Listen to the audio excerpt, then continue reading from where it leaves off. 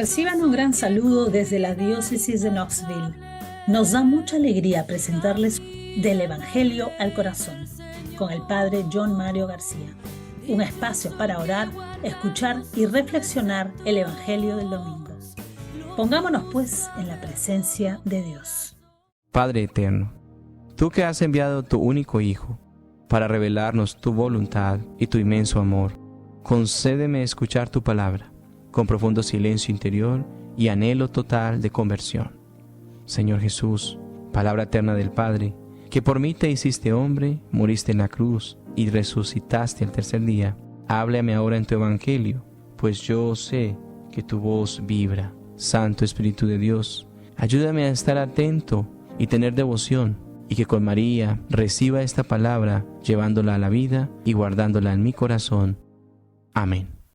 Lectura del Santo Evangelio según San Mateo, capítulo 16, versículos del 21 al 27. En aquel tiempo comenzó Jesús a manifestar a sus discípulos que tenía que ir a Jerusalén y padecer allí mucho por parte de los ancianos, de los sumos sacerdotes y escribas, y que tenía que ser ejecutado y resucitar al tercer día. Pedro se lo llevó aparte y se puso a increparlo. Lejos de ti tal cosa, Señor, eso no puede pasarte. Jesús se volvió y dijo a Pedro: Ponte detrás de mí, Satanás. Eres para mí piedra de tropiezo, porque tú piensas como los hombres, no como Dios. Entonces dijo a los discípulos: Si alguno quiere venir en pos de mí, que se niegue a sí mismo, tome su cruz y me siga. Porque quien quiera salvar su vida la perderá, pero el que la pierda por mí la encontrará. Pues ¿de qué le servirá al hombre ganar el mundo entero si pierde su alma? ¿O qué podrá dar para recobrarla? Porque el Hijo del Hombre vendrá con la gloria de su Padre entre sus ángeles, y entonces pagará a cada uno según su conducta. Palabra del Señor. Gloria a ti, Señor Jesús.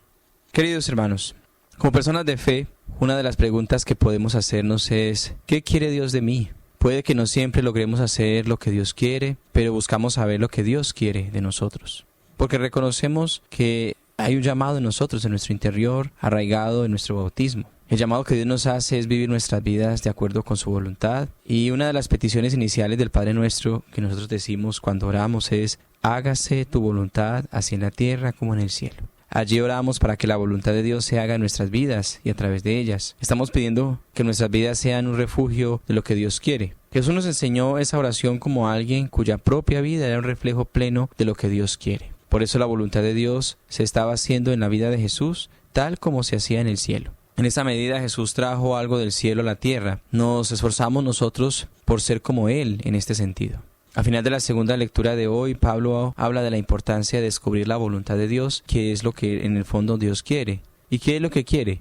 Que nosotros seamos buenos, que seamos perfectos, que encontremos y que nos identifiquemos con lo bueno y con lo perfecto que se pueda hacer. Esta es ciertamente una meta digna de nuestra identidad como cristianos, como personas creadas a imagen de Dios. Por el bautismo hemos sido revestidos con Cristo y también hemos recibido el Espíritu Santo. Sin embargo, sabemos que no siempre logramos hacer lo que Dios quiere, lo bueno, lo perfecto. Incluso alguien tan cercano a Jesús como Pedro luchó por hacer lo bueno, lo que Dios quería, pero no logró en su totalidad, en su plenitud.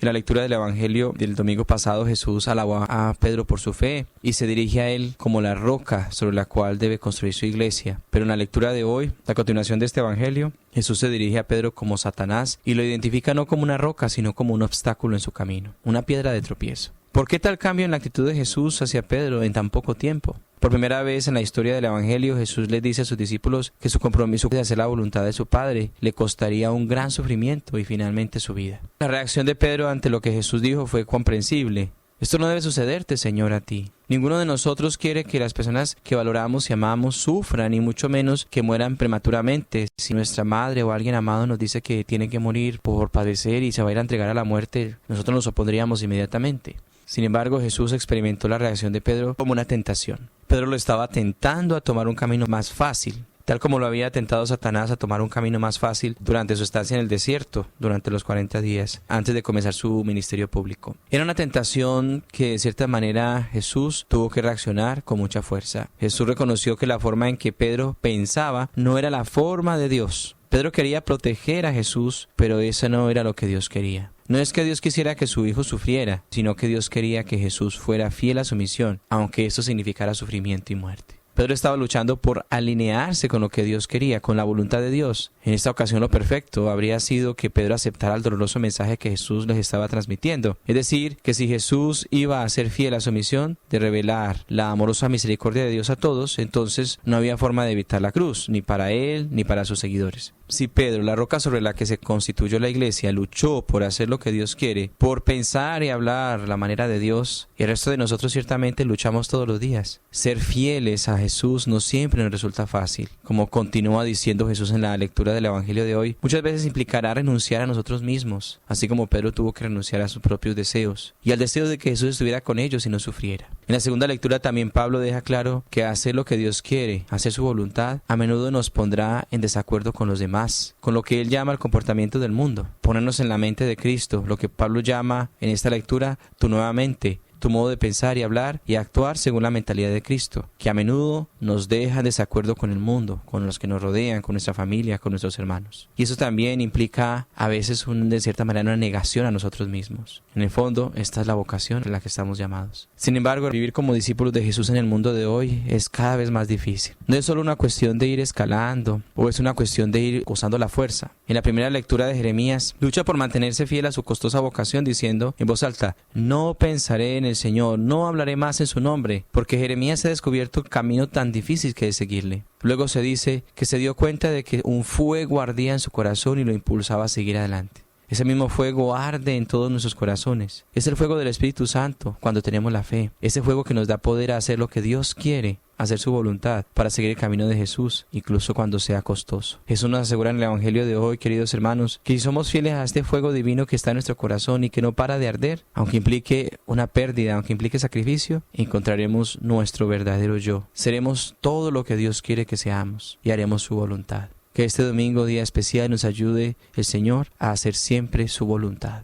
Amén.